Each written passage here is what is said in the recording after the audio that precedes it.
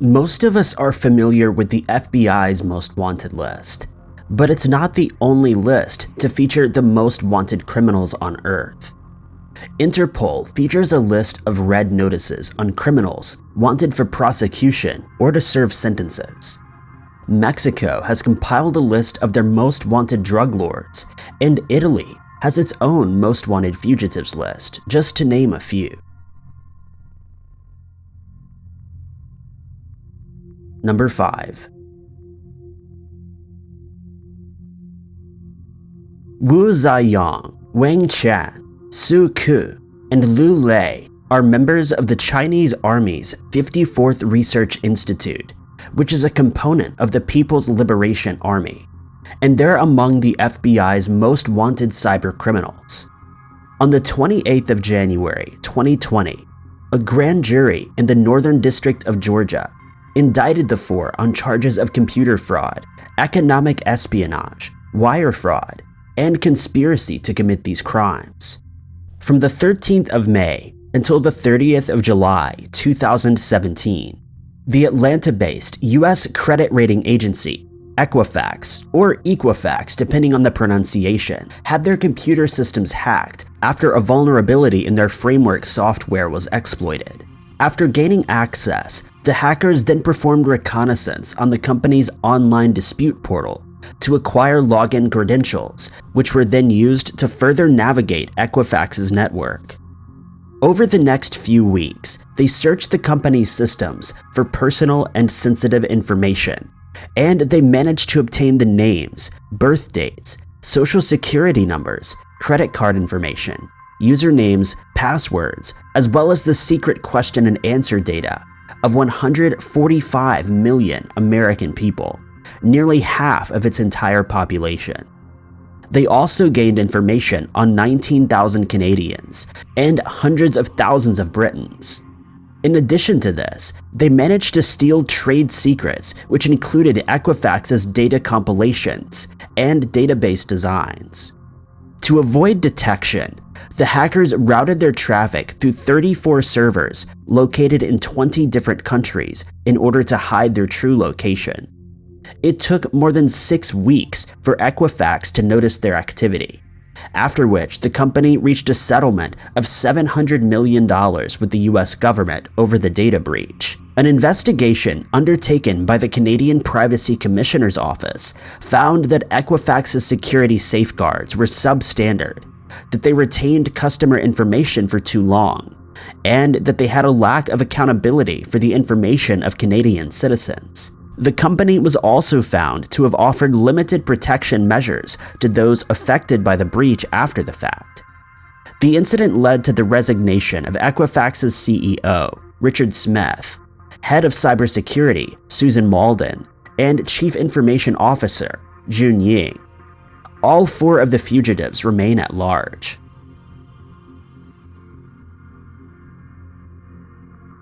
Number 4.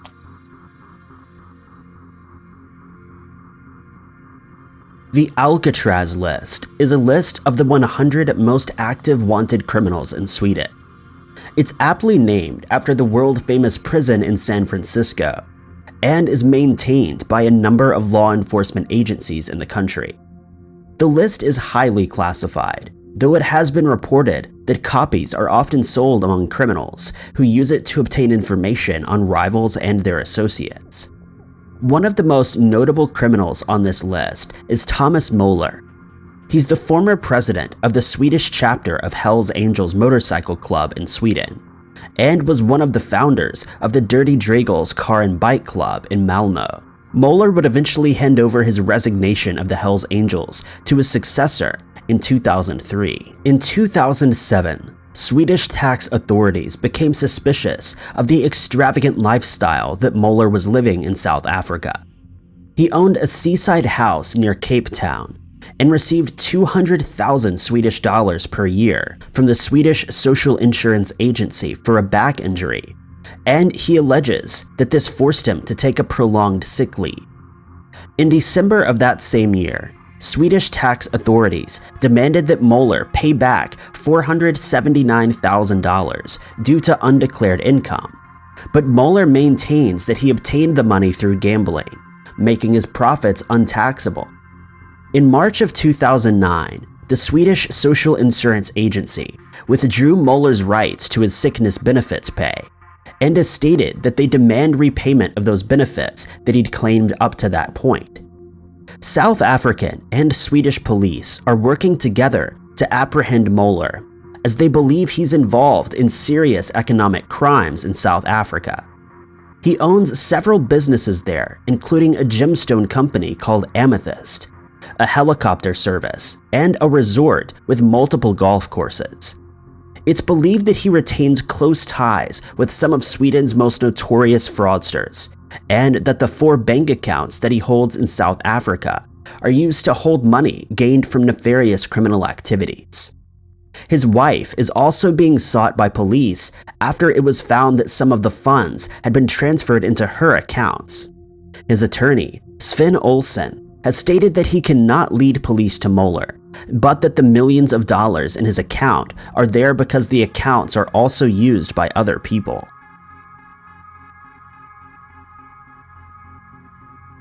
Number 3.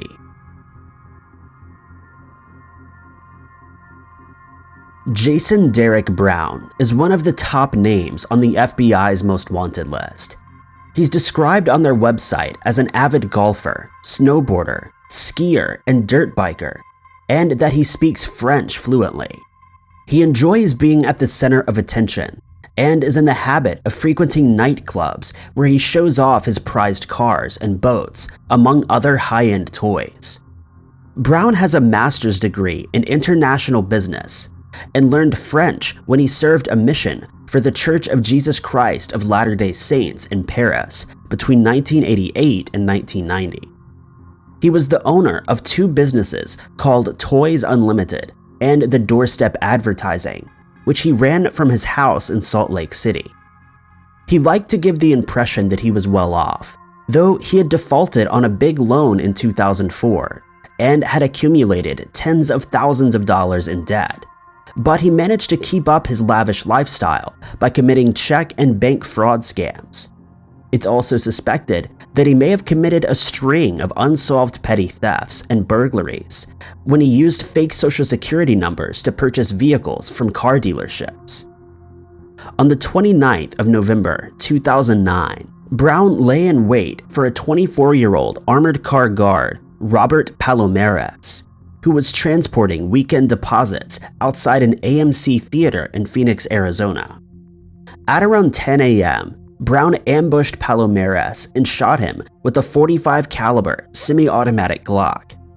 He fired at the guard 6 times, hitting him in the head 5 times, ending his life. Brown then collected the $56,000 in cash, ran into a nearby alley, and made his escape on a bicycle. Witnesses would describe the assailant as Hispanic, but fingerprints found on the bicycle would reveal that Brown was the culprit. He would flee to Henderson, Nevada, following the ambush, before relocating to Las Vegas, where he exchanged his BMW M3 for a Cadillac Escalade that he kept at a storage facility. He then stayed with family in Orange County, where FBI agents would conduct a raid only to miss him by 1 hour. Following this, he fled to San Diego and eventually Portland, Oregon, before disappearing off police's radar for good. It's believed that he may be hiding under a false identity in a Mormon community, or that he's fled to France, Quebec, or Thailand. A reward of up to $200,000 has been offered for any information on his whereabouts.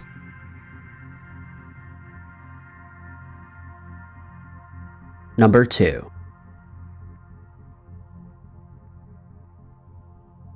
One of the names at the top of the U.S. Marshals Most Wanted list is 38-year-old Raymond Abbott Berga, under the alias RoboCop.